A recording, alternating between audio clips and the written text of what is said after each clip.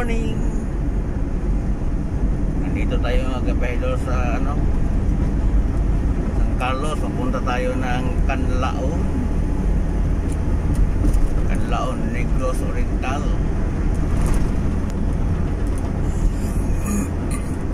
Galing dito sa highway, makikita natin yung Canlaon Volcano. Iwan ko kung makita ba dyan sa camera.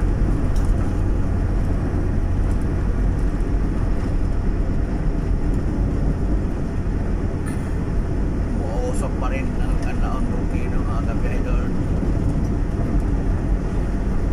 So napakainit ng umaga ngayon.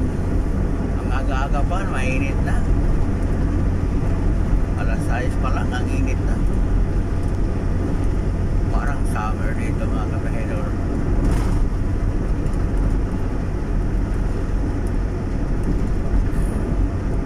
So pinakita ko sa inyo ang view dito, San Carlos to Canlaon.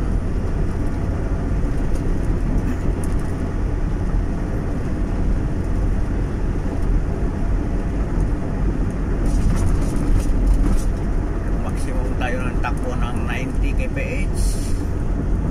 So, kahit 100 pa dito, okay lang. Kita naman natin kung gaano ka ganda lang daan dito. Malawak, napakaluwag, walang masyado kasalubong, kasabay. May mga kamunti-kaunti na driver, walang mga helmet. Pero kahit ganito ang sitwasyon ng daan mga kapahidor, hindi pa rin pwede tayong magkumpiyansa, no? Kailangan pa rin natin na ingat.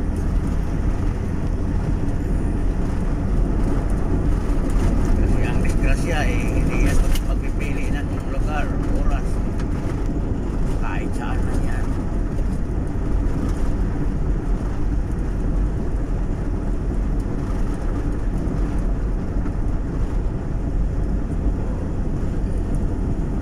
Napakatahimik ngayon sa kapiligiran. Makikita natin yung mga kahoy, wala naman movement, no? Walang hangin na maano talaga, napakalinaw talaga, wala talagang hangin na naggambala ng mga dahon ng mga kahoy, mga pananim.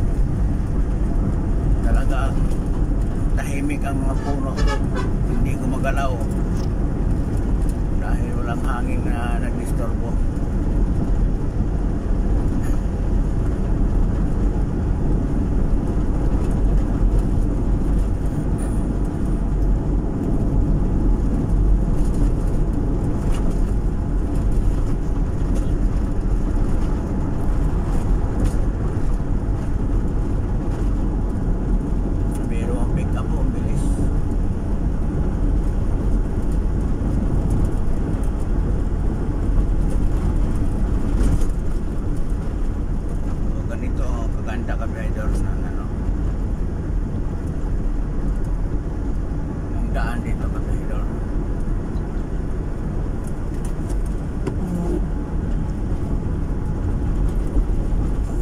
Napaka-fresh po ng hangin dito mga kapahidor.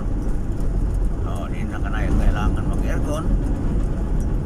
At saka napakalinis ng hangin dito mga kapahidor sa probinsya sa San Carlos, no?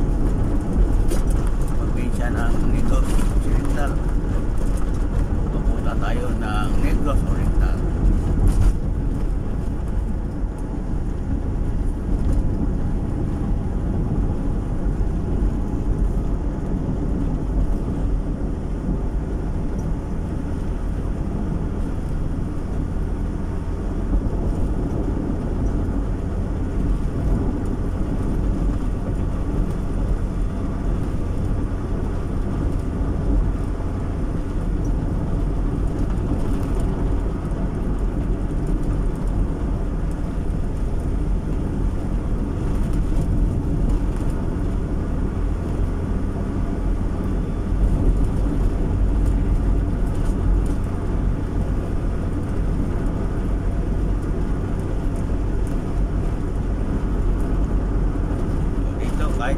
pa tayo ng daan-daan kilometro.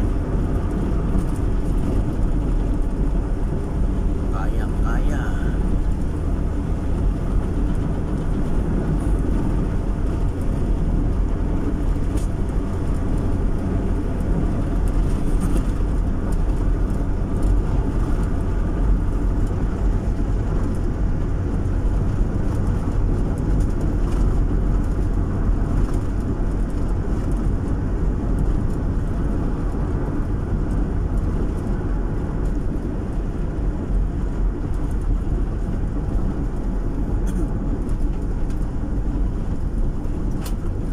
Sa nagmumotor dito mga kabahidor, pag dito lang sa probinsya, yan ang makikita natin eh, walang helmet talaga, diba?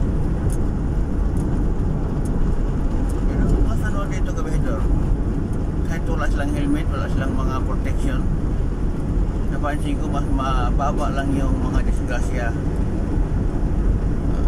dahil siguro sa wala masyadong ano kasabayan, kaya sa pagmamaneho di kaya ng siyudad no nga halos araw-araw mayroong disgrasya dahil sa dami siguro, kaya i-required talaga yung helmet. Sa karamihan kasi sa mga driver sa siyudad mga kabahidor yung yung mga kamuting ako napansin ko, mahilig sa singit lalo na yung motor na single, singit ng singit. So yan kasi ang dahilan kung bakit karoon ng disgrasya, yung nagmamadali kasi late na yung kadalasan bakit hindi lang gumising ng maaga para di malit. Kaya ko madaling araw, simula na magtrabaho. Huwag na hihintay pa nga aabot tayo ng alas 7, alas 8 nga. Alam naman natin mga oras na yan rush hour yan Kaya madaling araw, umpisa ka na para pagdating ng rush hour, marami ka nang na trabaho o kung mayroon ka pupuntahan na area o magbabiyahe ka, kung maaga ka, pagdating mo doon hindi ka na ma-stress, nagtambay-tambay ka pa kasi maghintay ka pa nga mag-open yung yung pinuntahan mo, no? Hindi kaya ng walang enough time, ang bilis mo magpatakbo, takaw na siya kasi naghahabol ka. Maganda yung maaga para hindi na natin kailangan habulin pa yung oras na mali tayo. Pag ang schedule natin nakatatak yan alas 8, but 6:30 to 7 nandoon ka na sa napuntahan mo para walang stress. Kaya kasi mga ugali ng mga tao hirap intindihin. Okay, hanggang dito lang tayo mga video kabahidor.